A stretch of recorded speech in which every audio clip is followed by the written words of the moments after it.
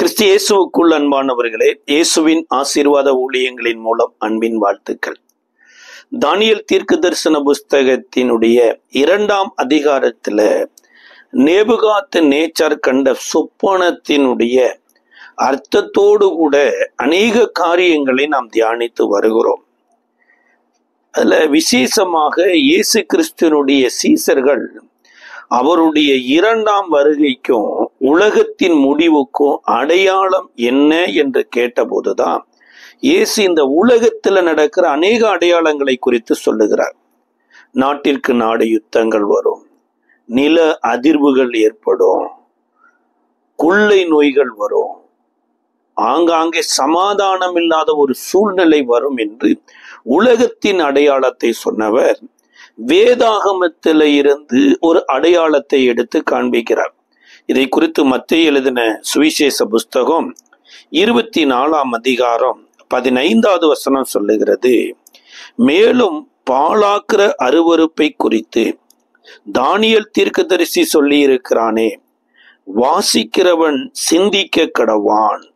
நீங்கள் அதை பரிசுத்த ஸ்தலத்தில் காணும் போது யூதேயாவில் இருக்கிறவர்கள் மலைகளுக்கு ஓடி போக கடவார்கள்.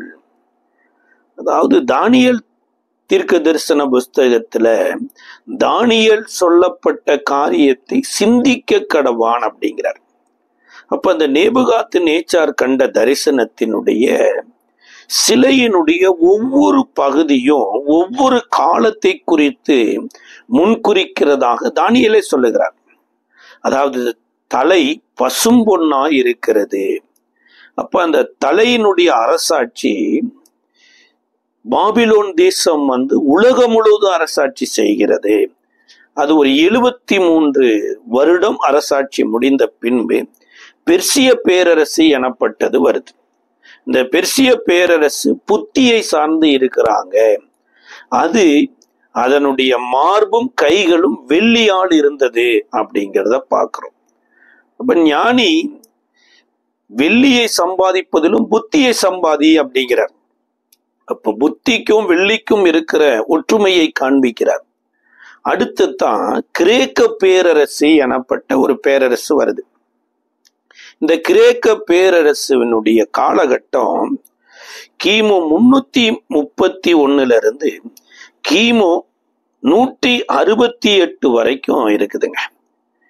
அந்த பெர்சிய பேரரசுக்கு அடையாளமாக வயிறும் தொடையும் வெண்கலமாய் இருக்கிறது என்று சொல்லி அந்த சிலையை குறித்து சொல்லப்பட்டிருக்கு. கிட்டத்தட்ட பெர்சிய பேரரசு காலகட்டத்துல 208 ஆண்டுகள் உலகம் முழுவதும் அவர்கள் ஆண்டு இருக்கிறாங்க. இப்ப அந்த பெர்சிய பேரரசு காலகட்டத்துலதான் அறிவு சார்ந்த தத்துவ ஞானிகள் எல்லாம் எழும்பி இருக்கிறாங்க. சாக்ரட்டிஸா இருக்கலாம், புளூட்டோஸா இருக்கலாம், அரிஸ்டாட்டிலா இருக்கலாம். இப்பேற்பட்ட மிகப்பெரிய தத்துவ ஞானிகள் எழும்பினது இந்த கிரேக்க பேரரசு காலத்துலதான். இந்த கிரேக்க பேரரசனுடைய அரசாட்சி இயேசு சிலுவையில் அறியப்பட்ட அந்த சிலுவையின் மேல் விலாசத்துல கூட பாத்தீங்கன்னா இவர் யூதருடைய ராஜா என்று லத்தீன் மொழியிலையும் எபிரேய மொழியிலையும் கிரேக்க மொழியிலும் எழுதப்பட்டிருந்ததாம். அதோடு கூட வெளிப்படுத்தின விசேஷத்தினுடைய 9வது அதிகாரத்துல இந்த பாதாள தூதனை குறித்து சொல்லப்பட்ட பாஷை கூட கிரேக்க பாஷையில் சொல்லப்பட்டிருக்குங்கிறார். இப்ப கிரேக்கருடைய சாம்ராஜ்யம் இயேசுவின் காலகட்டத்துல கூட இருந்திருக்கு. இயேசுவின் இடத்துல இருந்து கூட ஒரு கிரேக்க ஸ்திரீ தன்னுடைய பிள்ளை பிசாசினாலே மரண அவஸ்தைப்படுகிறது என்று சொல்லி தன்னுடைய பிள்ளைக்காக வேண்டுதல் செய்த ஒரு கிரேக்க ஸ்திரியை கூட வேதாகமம் காண்பிக்கிறது. அத்தோடு கூட டைட்டஸ் எனப்பட்ட தீத்து கூட பவுலினுடைய டிசைபிள்ஸா இருக்கிறாரு. அவரு கூட ஒரு கிரேக்கனா இருக்கிறார். அவங்க அம்மா யூதம் பெண்மணி, அவங்க அப்பா கிரேக்கரானதுனால அவர் விருத்த சேதனம் பண்ணாதவராய் இருந்தார். இதன் நிமித்தமாக பவுலினுடைய டிசைபிள்ஸ் ஆயிட்டாரு. இயேசுவை இரட்சகராய் ஏற்றுக்கொண்டு இயேசுவனுடைய டிசைபிள்ஸா மாறிட்டார். பவுல் போகிற இடங்கள் எல்லாம் இந்த தீத்துவை அழைத்து கொண்டு போனாரு. அப்ப யூதர்களும் இயேசுவை பின்பற்றி இருந்தாங்க, ரட்சிக்கப்பட்டிருந்தாங்க. ஆனாலும் அவர்கள் விருத்த சேதனத்தையும் மையப்படுத்தி பேசினதுனால இந்த தீத்துவின் நிமித்தமாக ஒரு மிகப்பெரிய ஒரு கலக்கமே ஏற்பட்டது. புறஜாதியர்களை கர்த்தருடைய ஆலயத்துக்குள் கூட்டிக் கொண்டு வந்து தேவாலயத்தையும் தீட்டுப்படுத்துகிறாங்க என்று சொல்லி பவுலின் மேல குற்றம் சாட்டப்படுகிற போதுதான் சபையினுடைய இடரல் வராமல் இருப்பதற்காக தாங்க தீத்துவுக்கும் விருத்த சேதனம் பண்ணப்படுகிறது. அப்ப இந்த கிரேக்கர் எதை மையப்படுத்தி இருக்கிறாங்க அப்படிங்கிறதை தான் வெண்கலம் அப்படிங்கிறார். அந்த வெண்கலம் தான் அந்த சிலையினுடைய வயிற்று பகுதியும் தொடை பகுதியுமா இருக்கிறது. இப்ப இந்த வெண்கலத்தை குறித்து வேதாகமத்துல அநேக சம்பவங்கள் சொல்லப்படுது. கோலியாத்தினுடைய பட்டயங்கூட ஈட்டி கூட வெண்கலத்தால் செய்யப்பட்டு இருந்ததாமா. அப்ப கோலியாத்தினுடைய பட்டயம் மாத்திரமல்ல, அன்றைக்கு இஸ்ரவேலருக்குள்ள எல்லோரும் தூபகலசத்தை எடுத்து எல்லோரும் ஆசாரியர்கள் ஆவோ என்கின்ற ஒரு கலக்கம் ஒன்று வருகிறது. இதை குறித்து என்னாகம புஸ்தகம் 16வது அதிகாரத்துல ஒரு 250 பேர் மோசேக்கு ஆரோனுக்கு விரோதமாய் ஒரு பெரிய கலகமே அங்க நடக்குது.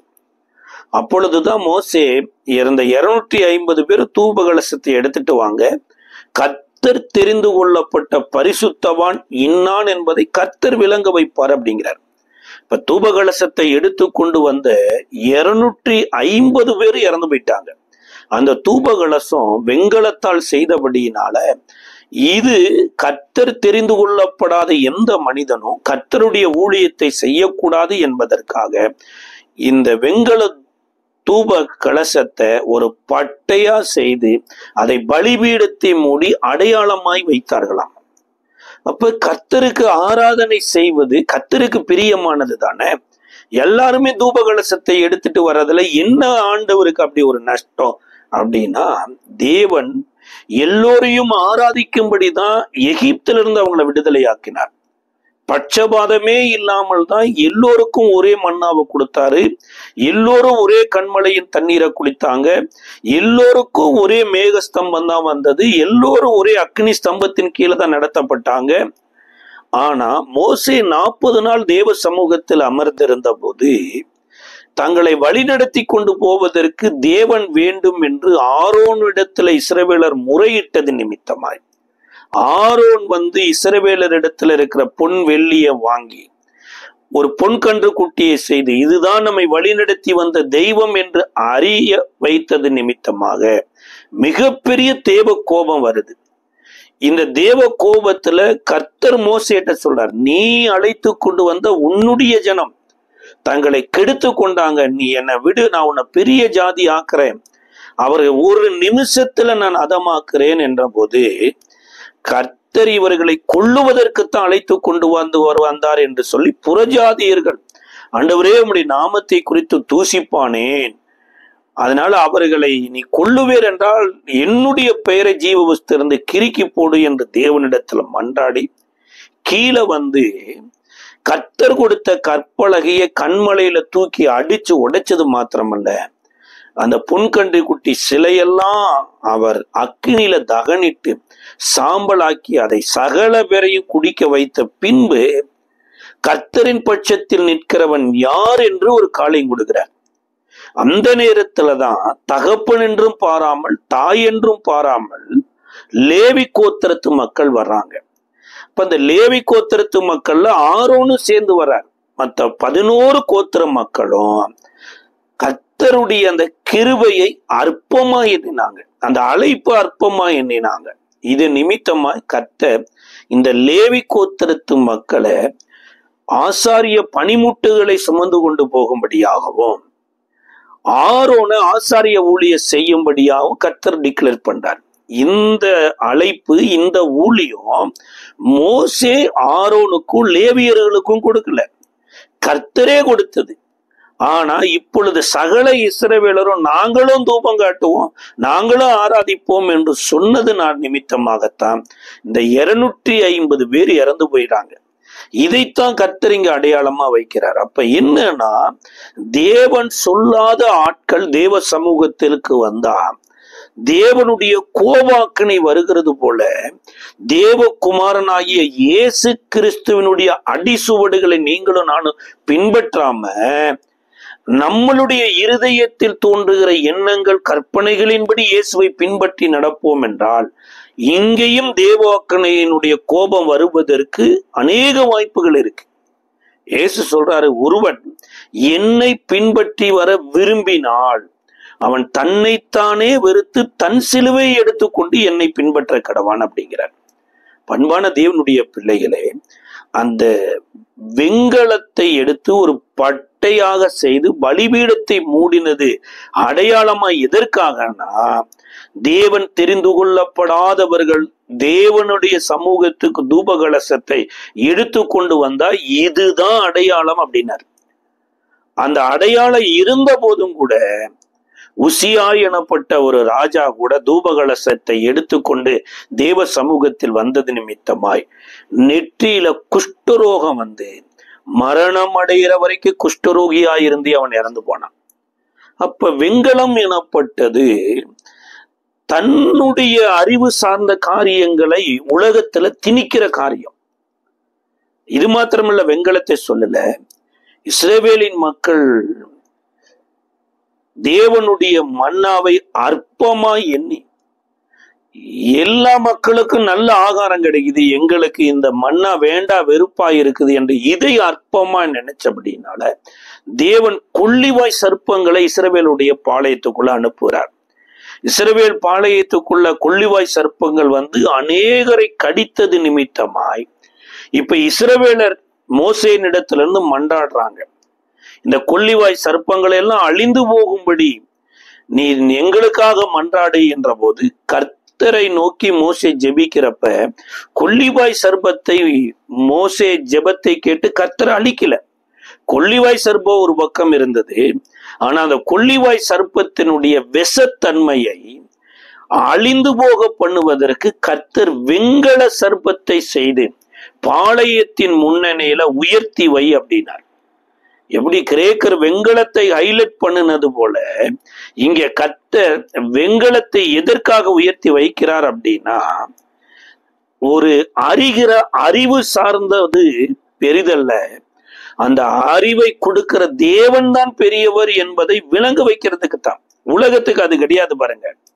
உலகத்திற்கு எதெல்லாம் அறிவா இருக்குன்னா, பிள்ளை எவ்வளவு அறிவா பேசுது பாருங்க, பிள்ளை எவ்வளவு அறிவா நடந்து கொள்ளுது பாருங்க.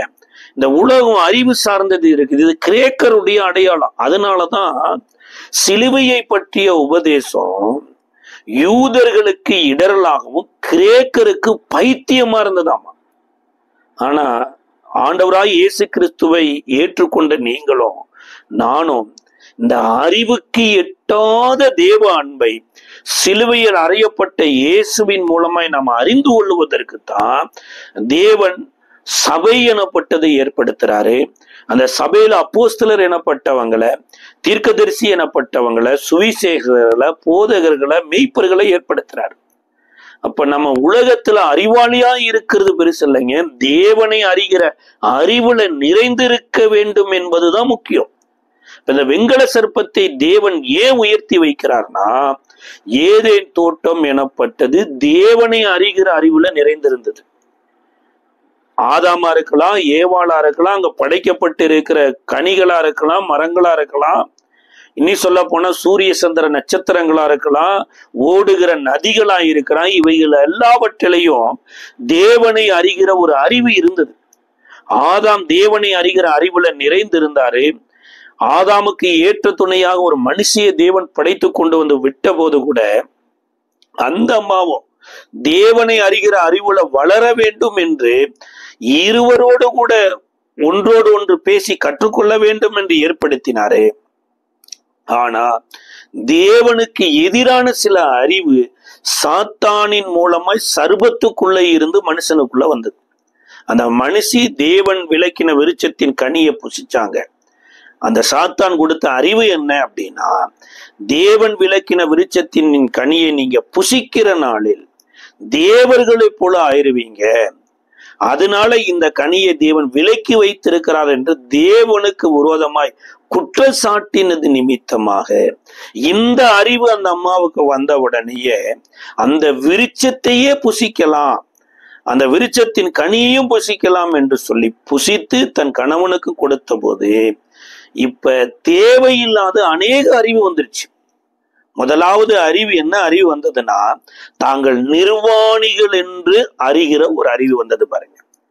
இரண்டாவது, இந்த நிர்வாணத்தை மூடுவதற்கு தேவனிடத்துல வழி இருக்குது, தேவனிடத்துல ஓடலாம் அப்படிங்கிற ஒரு எண்ணம் வரல.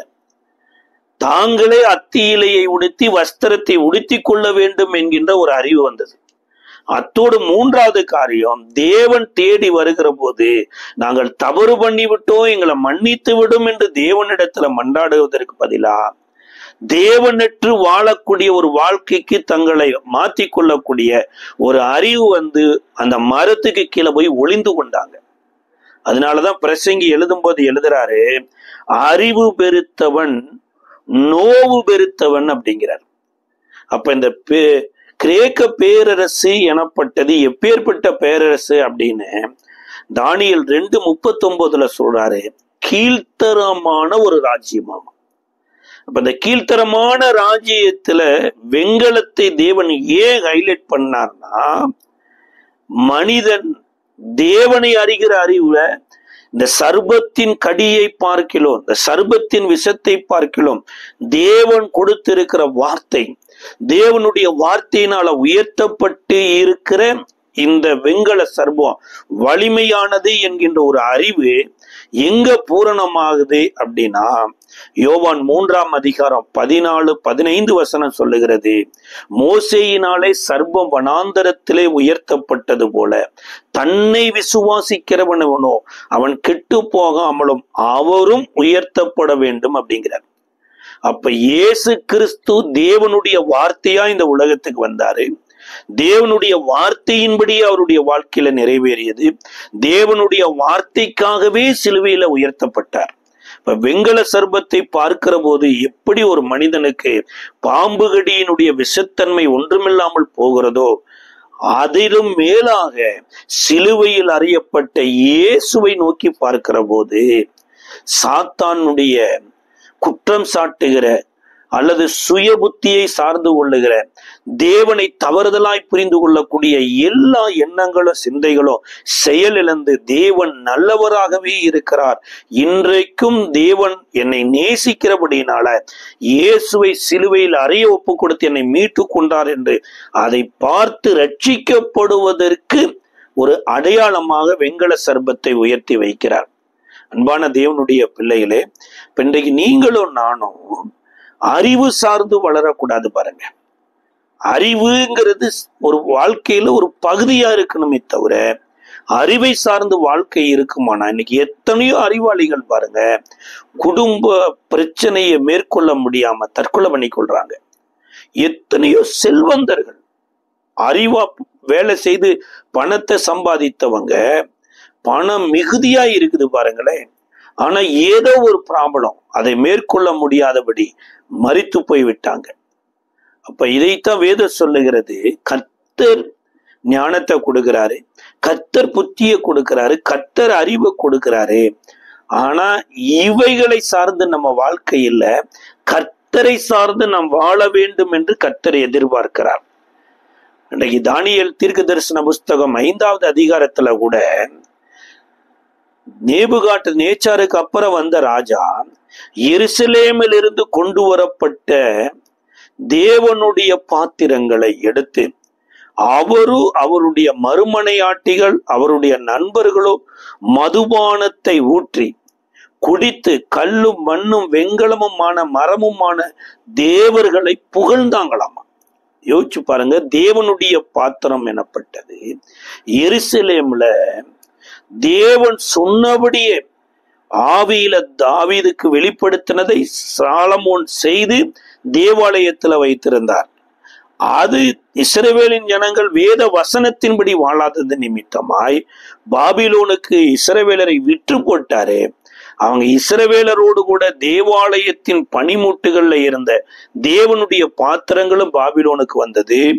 இப்ப பாபிலோன்ல இருக்கிற ராஜா இந்த பாத்திரத்தை எடுத்து குடித்து இந்த பாத்திரத்துல இருந்த மதுவின் நிமித்தமாக இன்றைக்கு தன்னுடைய தேவர்களை புகழ்றார்.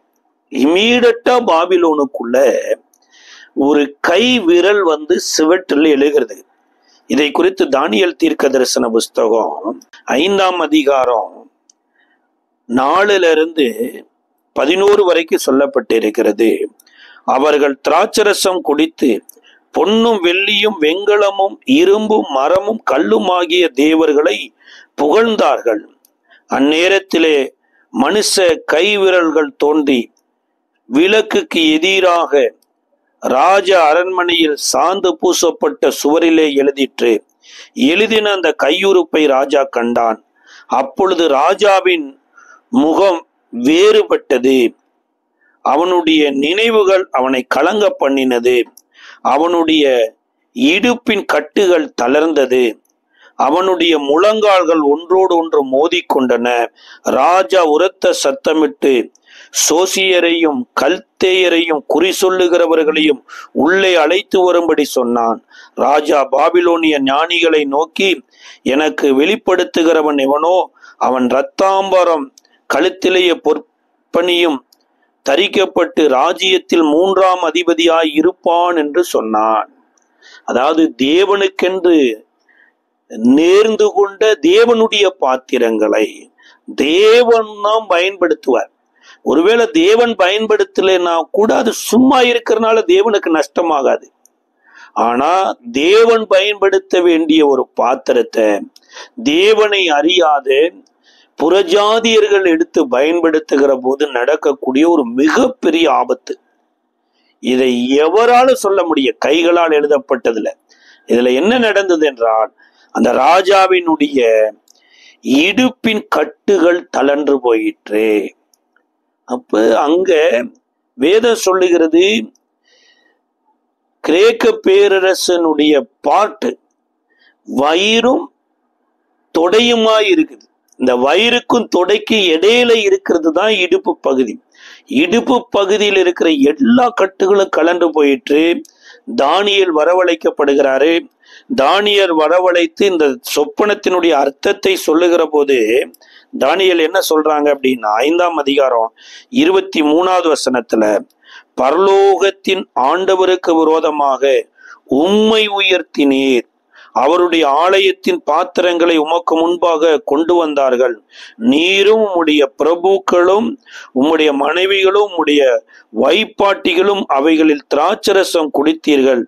இதுவும் அன்றி தம்முடைய கைகளில் தமது சுவாசத்தை வைத்திருக்கிறவரும் உமது வழிகளுக்கெல்லாம் அதிகாரியுமாகிய தேவனை நீ மகிமைப்படுத்தாமலும் காணாமலும் கேளாமலும் உணராமலும் இருக்கிற வெள்ளி பொன் வெண்கலம் இரும்பு மரம் கல்லு ஆகிய தேவர்களை நீ புகழ்ந்தீர். அப்பொழுது இந்த கையுறுப்பு அவரால் அனுப்பப்பட்டு இந்த எழுத்துக்கள் எழுதப்பட்டது. எழுதப்பட்ட அந்த எழுத்து என்னவென்றால், மேனே மேனே தெக்கேல் உப்பார்சீன் என்பதே. மேனே மேனே தெக்கேல் உப்பாசீர் அப்படின்னா இதன் அர்த்தமானது, தேவன் உம்முடைய ராஜ்யத்தை மண்டியிட்டு அதற்கு முடிவுண்டாக்கினார் என்றும், தெக்கேல் என்பதற்கு நீ தராசிலே நிறுத்தப்பட்டு குறைவுபட்டாய் என்றும், பேரேஸ் என்பதற்கு உன் ராஜ்யம் பிரிக்கப்பட்டு மேத்தியரும் பெர்சியருக்கும் கொடுக்கப்பட்டது என்றும் அர்த்தமாம். அப்ப இங்க வெண்கலமாகிய காரியத்தை தெய்வமாய் பார்த்தது நிமித்தமாக அவனுடைய ராஜ்யமே புடுங்கப்பட்டு போய்விட்டது. கொஞ்ச நாட்கள்ல பாருங்க, 31வது வசனத்துல அவன் இறந்தே போய்விடுகிறான். 30ல, அன்று ராத்திரியிலே கல்தேயரின் ராஜாவாகிய பெல்சாத்சார் கொலை செய்யப்பட்டான். இப்ப அன்பான தேவனுடைய பிள்ளைகளே, இங்க கிரேக்க பேரரசு வெண்கலத்தை வயிறாக வைத்திருக்கிறாங்க, தொடையாக வைத்திருக்கிறாங்க. நம்மளுடைய சரீரத்தில் இருக்கக்கூடிய முக்கியமான பகுதிகளை கொண்ட ஒரு இடம்தான் வயிறும் தொடையும். அப்ப நம்மளுடைய வயிறு எதை சார்ந்து இருக்க வேண்டும்? அல்லது வயிற்றுக்காக தேவனை தேடணுமா, அல்லது நம்ம தேவனை தேடுகிற போது நம்மளுடைய வயிறை தேவன் போஷிக்கிறாரா என்பதை நம்ம அறியணும். இயேசு கிறிஸ்துவனுடைய மலை பிரசங்கத்துல கிட்டத்தட்ட 3 நாட்களுக்கு மேலாக பலதரப்பட்ட ஊர்களிலிருந்து ஜனங்கள் வந்திருக்கிறாங்க. 3 நாளும் அவர்கள் ஆகாரம் புசிக்கல. தேவனுடைய வசனம் ஆகாரத்தை காட்டிலும் மேலானதாய் அவர்களுக்கு பசியே எடுக்கல. ஆனாலுமே இயேசு ஊழியத்தை முடித்த பின்பு அவரவர் சொந்த ஊர்களுக்கு போகணுமே, தொலை தூரத்திலிருந்து வந்திருக்கிறாங்களே, அவங்க போய் சேருவதற்குள்ளேயே அவங்க சோர்ந்து போயிட்டாங்கன்னா என்ன செய்வது என்று சொல்லிதான் 5 அப்பம் 2 மீன்களை ஒரு சிறுவனிடத்துல வாங்கி 5000 பேருக்கு திருப்தியாய் போஷிச்சிருக்கிறார். இவரை போஷிக்கிறதுக்கு அவங்கள கூட்டிட்டு வரல, அவங்க தேவனுடைய வசனத்தை போதிக்க கூட்டு வந்தாரு. 3 நாளைக்கு அப்புறம் அந்த வயிற்றை நிரப்பி நடத்தினார்.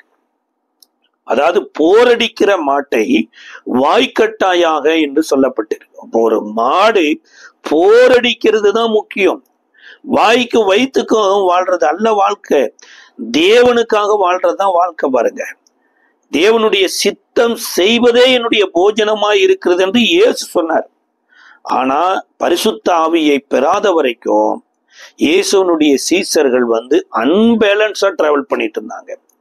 சமாரியாவில் போய் கூட வேணுங்கிற அளவுக்கு திருப்தியா சாப்பிட்டு இயேசுவுக்கு ஆகாரம் எடுத்துட்டு வர்றாங்க. ஆனா இயேசு ஒரு சமாரியாவினுடைய கிணற்றின் அடியில் அமர்ந்திருந்து அந்த சமாரியா ரட்சிக்கப்படுவதற்கு தேவையாக ஒரு பாத்திரத்தை கிணற்றின் அடிகையில ஒரு ஸ்திரீயின் மூலமாக ராஜ்யம் உள்ள போக வேண்டும் என்று தெரிந்தெடுத்து அந்த அம்மாவுக்கு போதிக்கிறார். இயேசுவனுடைய போதனையை கேட்டு அந்த அம்மா தண்ணி எடுக்கிறதுவே மறந்து குடத்தை வச்சுட்டு ஊருக்குள்ள போய் இயேசுவை குறித்து அறிமுகப்படுத்துறாங்க. ஊரே புறப்பட்டு இயேசுவின் இடத்துல வருதுங்க. கிட்டத்தட்ட சமரியாவில் 2 நாள் அமர்ந்திருந்து ஜனங்களுக்கு உபதேசித்து இயேசு கடந்து போகிறார். இப்ப இயேசுவினுடைய பிரதான நோக்கமே பிதாவினுடைய சித்தம் செய்வதுதான். தன்னுடைய வயிறை நிரப்பிக்கிறதுக்காக அல்ல, தன்னுடைய பலனை இந்த உலகத்துல காண்பிக்கிறதுக்காக அல்ல. ஆனா உலகம் பாருங்க, பணம் சம்பாதிக்கணும், எதிர்காலத்துக்கு நம்ம சேகரித்து வைக்கணும், எதிர்காலத்துக்கு நம்ம என்ன செய்திருக்கிறோம் என்பதை குறித்து அறிவு போதித்து கடைசியா பாருங்க, எதிர்காலத்திற்கு எவ்வளவோ சேகரித்து வைத்தவங்க அதை அனுபவிக்க முடியாதபடி மரணத்துல அள்ளி கொண்டு போயிட்டாங்க. கொரோனா காலகட்டத்துல பாம்பேல மிகப்பெரிய ஒரு பங்களால 2 பசங்க அவங்களுக்கு அமெரிக்கால இருக்கிறாங்க.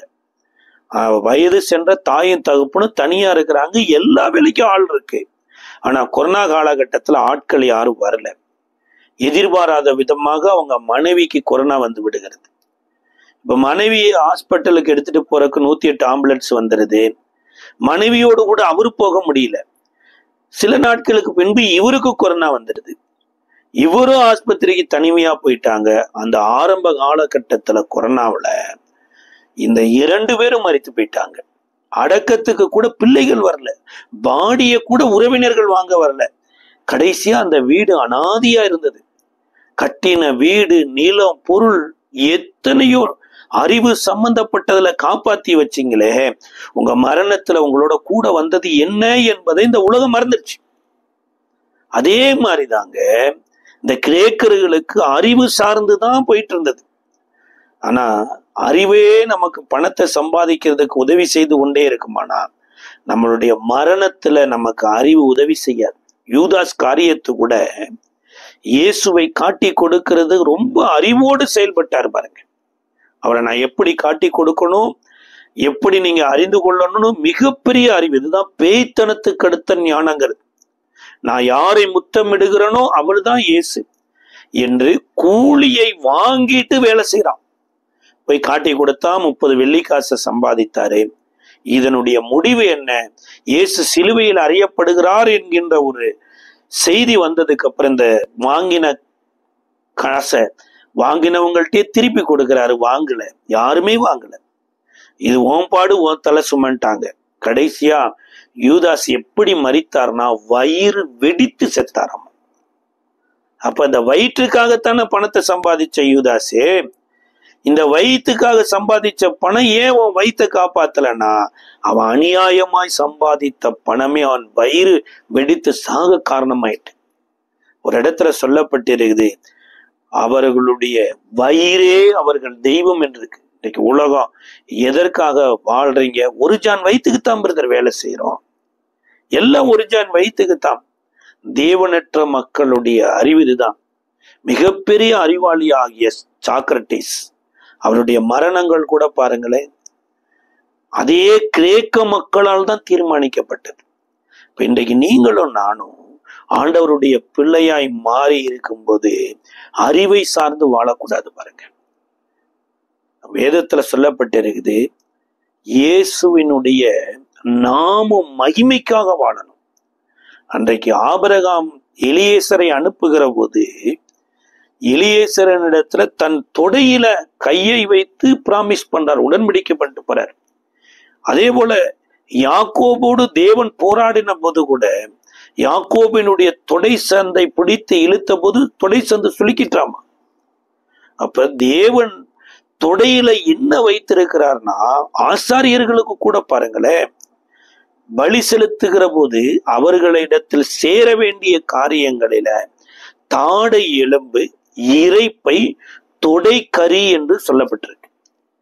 ஏன் ஆசாரியன் தொடைக்கறியை சாப்பிடணும்னா, வேதம் சொல்லுதுங்க, வெளிப்படுத்தின விசேஷம் 19வது அதிகாரத்துல ராஜாதி ராஜா கர்த்தாதி கர்த்தர் என்னும் நாமம் அவருடைய வஸ்திரத்திலும் அவருடைய தொடையிலும் எழுதியிருக்கு.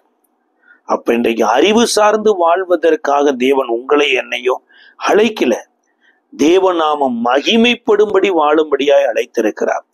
அப்ப கிரேக்கருக்கு வயிறும் தொடையும் வெண்கலமாய் இருந்தது. அவர்களுடைய ராஜ்யம் 208 ஆண்டுகள் தான் இருந்தது. அதற்கு அப்புறம் பின்னொரு ராஜ்யம் வந்துச்சு. ஆனா அந்த கிரேக்கர்களுக்குள்ள தேவன் ஒரு எழுப்புதலை இயேசுவின் மூலமாய் கொண்டு வந்தார். பவுல் கூட கிரேக்கர்களை குறித்து ரோமருக்கு எழுதின நிருபம் 3ஆம் அதிகாரம் 9வது வசனத்துல சொல்றாரு. ரோமருக்கு எழுதின நிருபம் 3ஆம் அதிகாரம் 9வது வசனத்துல, ஆனாலும் என்ன, அவர்களை பார்க்கிலும் நாங்கள் விசேஷித்தவர்களா? எவ்வளவேனும் விசேஷித்தவர்கள் அல்ல. யூதர் கிரேக்கர் யாவரும் பாவத்துக்குட்பட்டவர்கள் என்பதை முன்பு திருஷ்டாந்தப்படுத்தினோமே, அந்தபடியே நீதிமான் ஒருவனாகிலும் இல்லை. அப்ப அறிவு சார்ந்த கிரேக்கராய் இருந்தா கூட அவன் ஆதாமினுடைய ஜீன்ல வந்தபடினால, ஏவாளுடைய ஜீன்ல வந்தபடினால, என் தாய் என்னை பாவத்தில் கற்பந்தரித்தாள் என்று ஆதாமை குறித்தும் ஏவாளை குறித்தும் பரிசுத்தாவில நிறந்து பரிசுத்தவான் சொன்னதுபடி எல்லா மனுஷரும் பாவத்துக்குள்ள இருந்துதான் அந்த உலகத்துக்குள்ள வருகிறோம். அப்ப யாரெல்லாம் வேதம் சொல்லுது பாருங்க, இதே ரோமருக்கு எழுதின நிருபத்தினுடைய 1ஆம் அதிகாரம் 16வது வசனத்துல, கிறிஸ்துவின் சுவிசேஷத்தை குறித்து நான் விற்கப்படேன், முன்பு யூதரிலும் பின்பு கிரேக்கரிலும் விசுவாசிக்கிறவனவனோ அவனுக்கு ரட்சிப்பு உண்டாக, அது தேவ பலனாய் இருக்கிறது. அப்போ ஒரு கிரேக்கனுக்கும் சுவிசேஷம் தேவை, ஒரு யூதனுக்கும் சுவிசேஷம் தேவை. ஒரு கிரேக்கனும் ரட்சிக்கப்பட முடியும், ஒரு யூதனும் ரட்சிக்கப்பட முடியும். அப்போ ஒரு கிரேக்கனையும் யூதனையும் தேவன் எப்படி பார்க்கிறார் அப்படிங்கிறத இதே 2வது அதிகாரத்தினுடைய 9வது வசனம் சொல்லுகிறது. முன்பு யூதரிலும் பின்பு கிரேக்கரிலும் பொல்லாங்கு செய்கிற எந்த மனுஷனுடைய ஆத்துமாவுக்கும் உபத்திரவும் வியாகுலமும் உண்டாகும். ஒருவேளை யூதனா பிறக்கிற நானு பொல்லாப்பு செய்யறது நிமித்தமா தேவன் என்ன மன்னித்திருவாரா அப்படின்னா கிடையவே கிடையாது. அல்லது கிரேக்கர்களா தான் பொல்லாப்பு செய்யறாங்கன்னா அவங்களுக்கு தான் தண்டனை வரும், யூதர்களுக்கு தண்டனை வராதுன்னா கிடையவே கிடையாது. அப்படி வருவது பாபிலோனிய ராஜ்யம். பாபிலோனிய சட்டத்திட்டத்துலதான் சுதேசிக்கு ஒரு சட்டத்திட்டம், பணக்காரனுக்கு ஒரு சட்டத்திட்டம், அடிமைக்கு ஒரு சட்டத்திட்டம். அதாவது சுதேசியும் பணக்காரனும் ஒரு கொலை குற்றத்துக்குரியவர்களா இருந்தாங்கன்னா அவங்க எலும்ப முறித்துட்டா போதும். ஆனா அடிமைக்கு தான் அவன் கொலை குற்றவாளியை கொலையாளியா கொண்டே தள்ளணும். அதனாலதான் பாபிலோனுக்கு அடிமையா வந்த தானியேலா இருக்கலாம், சாத்ராக் மேசாக் ஆபேத்நேகோவா இருக்கலாம், அவங்களெல்லாம் மரண தண்டனைக்குரியவர்களா தள்ளுனாங்க. ஆனா இஸ்ரவேல்ல தாங்க பட்சபாதம் இல்லாமல் தேவன் நீதியாய் நியாயம் செய்கிறவர். சுதேசிக்கு என்ன தண்டனையோ பரதேசிக்கும் அதே தண்டனை தான். கிறிஸ்துவுக்குள்ள வாழ்ற உங்களுக்கும் எனக்கும், நீங்களும் நானும் பொல்லாப்பு செய்தோம்னா கட்டாயம் தண்டனை வரும். வேதம் சொல்லுகிறது பாருங்க, இஸ்ரவேல் மக்கள் கானான் தேசத்துக்குள்ள உள்ள வருவதற்கு முன்பாக எரிகோ எனப்பட்ட ஒரு பட்டணத்தை கடந்து வரணும். அந்த எரிகோ பட்டணத்துல இருந்து எடுக்கப்படுகிற அத்தனையும் இரும்பா இருக்கலாம், வெள்ளியா இருக்கலாம், வெண்கலமா இருக்கலாம், எல்லாமே அது தேவனுடைய பொக்கிஷ சாலையில போய் சேரணும்னு தேவனுடைய வார்த்தை. ஆகான் எனப்பட்டவன் அவைகளில் சிலவற்றை எடுத்து யாருக்கு தெரியாம தன்னுடைய வீட்டுல வைத்திருந்தான். அது நிமித்தமாய் அவனும் அவன் மனைவி அவன் வீட்டாரும் இஸ்ரவேலராலேயே கல்லால் அடித்து கொல்லப்பட்ட ஒரு சாட்சியா மாறினாங்க. அதே எரிகோ பட்டணத்துல பாருங்களேன், இதே 10வது வசனம் சொல்லுகிறது, முன்பு யூதரிலும் பின்பு கிரேக்கரிலும் எவன் நன்மை செய்கிறானோ அவனுக்கு மகிமையும் கனமும் சமாதானமும் உண்டாகும். அப்ப அந்த எரிகோ பட்டணத்துல வேவு பார்க்க போன 2 வேவுக்காரர்களை அந்த எரிகோ பட்டணத்தை சொல்லி இருந்த வேசி எனப்பட்ட பெயரை உடைய ராகாப் எனப்பட்ட ஒரு பெண்மணி நன்மை செய்தாங்க. பரதேசியா வந்து அவங்களுக்கு தன்னுடைய வீட்டுல அடைக்கலம் கொடுத்து பத்திரமா பாதுகாத்தாங்க. எரிகோ ராஜாவின் இடத்திலிருந்து இந்த 2 வேவுக்காரரையும் அழிக்கும்படியாக இராணுவமே வந்தது. ஆனா இந்த அம்மா பத்திரமா பாதுகாத்தாங்க. இதனுடைய ரிசல்ட் என்ன? எரிகோ பட்டணமே கவிழ்க்கப்படுகிற போது ராகாப் பெண்மணி காக்கப்பட்டாங்க. காக்கப்பட்டது மாத்திரமில்லைங்க, இஸ்ரவேலருக்குள்ள அழைத்து வரப்பட்டு சுத்திகரிக்கப்பட்டு சல்மான் எனப்பட்ட ஒரு இஸ்ரவேலனை திருமணம் முடித்து அந்த சல்மானுக்கும் ராகாப்புக்கும் பிறந்த பையன்தான் போவாஸ். இந்த போவாஸினுடைய மனைவிதான் ரூத். இவங்க எந்த இடத்துல வந்துட்டாங்கன்னா இயேசுவினுடைய பிறப்பின் பட்டியல வந்துட்டாங்க. இன்னைக்கு நீங்களும் நானும் இயேசுவை ரட்சகரா ஏற்றுக்கொண்டது பெருசு கிடையாதுங்க. பொல்லாப்பு செய்கிறோமா, நன்மை செய்கிறோமா? அன்றைக்கு மொர்தெகாய் நன்மை செய்தாரு. ஒருவேளை அந்த நன்மைக்கு பிரதிபலன் உடனே கிடைக்காமல் இருந்திருக்கலாம். ஆனா ஒரு நாள் ஒன்று வந்தது, எந்த வீதியில மொர்தெகாய் வஸ்திரத்தை கிழித்து கொண்டு ஜீவனுள்ள தேவன் ஒருவர் இல்லையோ என்று சொல்லி கதறி அழுது கொண்டு போனாரோ அதே வீதியில பாருங்க கர்த்தர் மொர்தெகாய ரதத்துல ஏத்தி கொண்டு ராஜாவுக்கு அடுத்த ஸ்தானத்துல கர்த்தர் வழி நடத்தினார். அப்ப கிறிஸ்து இயேசுவுக்குள்ள நீங்களும் நானும் ஏதோ பிறந்தோம் ஏதோ வாழ்ந்தோங்கிறதுக்காக கர்த்தர் உங்களை என்னைக்கு அழைக்கலைங்க. நன்மை செய்வதற்கு கர்த்தர் அழைத்திருக்கிறார். ஒருவேளை பெயர் கிறிஸ்தவங்களா வாழ்றாங்க, இவ்வளவு பொல்லாப்பு செய்யறாங்கன்னா எந்த மனுஷனா இருந்தாலுமேங்க பொல்லாப்பு செய்கிறவனுக்கு ஆத்மால உபத்திரவம் வரும், வியாகுல வரும். ஆனா நாம கர்த்தரை அறியாத நாட்களில எத்தனையோ பொல்லாப்பு செய்து கொண்டிருந்தோம். நம்மளுடைய இந்த பொல்லாப்புக்கு வர வேண்டிய தண்டனை கல்வாரி சிலுவையில மரித்த இயேசுவின் இடத்தில் போயிட்டு, அதனாலதான் அவர் கெத்செமனே தோட்டத்துல வியாகுலப்பட்டு ஜெபம் பண்ணினார். அவருக்கு ஏன் வியாகுல வந்தது அப்படின்னா, எனக்கு நன்மை உண்டாகணும், நான் நன்மை செய்ய வேண்டும்ங்கிறதுனாலதான். இப்ப இந்த நாள்ல கூட இந்த கிரேக்க பேரரசு அழிஞ்சிருச்சு. இந்த கிரேக்க பேரரசு அழிச்சது யாருன்னா கைகளால் பெயர்க்கப்படாத ஒரு கல். சார், பசும்பொன்னையும் இந்த கல் அழிச்சிருச்சு, வெள்ளியும் அழிச்சிருச்சு, வெண்கலத்தையும் அழிச்சிருச்சு. நாளைக்கு இரும்பையும் கல்லையும் நம்ம பார்க்க இருக்கிறோம். அதற்கு முன்பாக அறிவை சார்ந்து வாழக்கூடாதுங்க. அறிவு மனுஷனுக்கு தேவைதான். ஆனா அந்த அறிவை கொடுக்கிற தேவனை அறிகிற அறிவு வளரணும். நம்ம ஜெபிக்கலாமா? கிருபை நிறைந்த நல்ல ஆண்டவரே, இயேசுவின் நாமத்தில் நன்றியோடு ஸ்தோத்தரிக்கிறோம். கர்த்தரை தெய்வமாய் கொண்ட ஜனம் பாக்கியம் உள்ளதுன்னு சொல்லி இருக்கிறேன். சமுத்திரம் ஜலத்தினால் நிறைந்திருக்கிறது போல தேசம் தேவனை அறிகிற அறிவினால நிறைந்திருக்குன்னு சொன்னீரே. அப்பேற்பட்ட ஒரு அறிவை எங்களுக்கு தாரும். இயேசு கிறிஸ்துவை அறிகிற அறிவே நித்திய ஜீவன் என்று சொன்னீங்களே அப்பா, அந்த அறிவினால எங்களை நிரப்போம், ஆசீர்வதியும் பலப்படுத்தும். இயேசுவின் நாமத்தில் ஜெபிக்கிறோம் நல்ல பிதாவே, ஆமென்.